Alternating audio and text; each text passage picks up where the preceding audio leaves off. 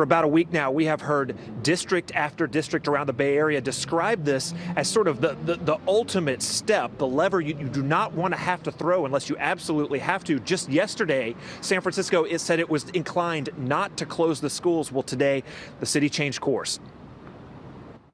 Instead of doing reactive school-by-school closures, we're going to focus the next 3 weeks on how we can provide essential supports for our community in this new reality. Saying a school-by-school response will not work. San Francisco will close them all for 3 weeks, effective Monday. They also stress that even longer-term planning is underway in case the health threat does not subside.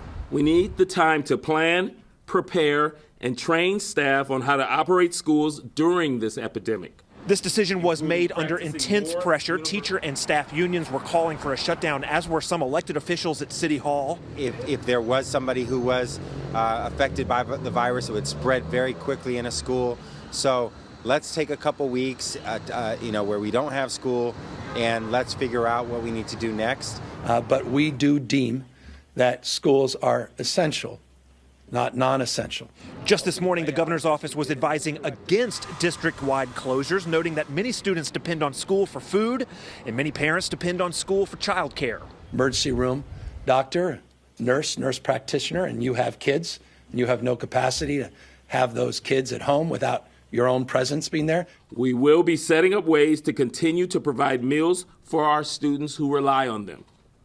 We are considering what, if any, childcare options we can extend to families during this unplanned closure. So the decision has been made, and as for what comes next. And we will be coming out with more information, but I want to say right now, if you're asking if we have all the answers at this point, we don't, but our goal is to get more and more answers out. All right, so just the decision made just the last couple hours. Obviously, this now just getting out to parents who are going to have to figure out what to do for 2 weeks. And then spring break is sort of the third week of that break. It's kind of built in for them there. Now, what changed their mind? If you remember that there were the students at Lakeshore Elementary that were reported to have a respiratory illness last night. That is why that school campus-specific closure happened. Those cases were described in this press conference just 2 hours ago as likely coronavirus cases. Now, the tests are not conclusive yet. We don't know for sure, but that's the way they were described. The district said they did not want to get into a process of having to play whack-a-mole every time a case came up at a specific school. And so there we have it, the decision to close district-wide effective Monday. We are live in San Francisco. Wilson Walker, KPIX 5. All right, Wilson, we appreciate it. Thanks. San Francisco Unified joins other schools shutting down, including San Francisco Archdiocese schools, UC Berkeley, Stanford, SF State, and SJSU. Travelers here in the Bay Area and around the world are scrambling after President Trump announced a 30-day travel ban related to most of Europe to help stop the coronavirus. KPIX 5's Jackie Ward is live at SFO with more details on the extent of the ban. Jackie? Michelle, under this new order, only foreign nationals who've traveled to any of the 26 European countries with open border agreements will be banned from flying into the United States. American citizens and legal residents will still be able to fly from Europe back to the United States. They'll be directed to limited airports where they'll have to go through a bunch of screening there. This ban is expected to last 30 days, and the United Kingdom is not included in it. This ban will take effect midnight on Saturday. Meanwhile, here at SFO, we're already seeing the impact of the coronavirus and its fears right now, even before the travel ban takes effect.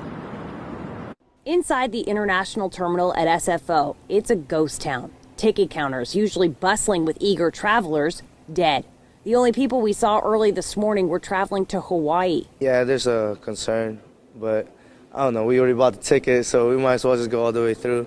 We actually brought Kleenex, right, just to clean up the seats. SFO says they are still waiting for airlines to adjust their schedules in response to the travel ban. The affected countries amount to about 15% of their international flight schedule.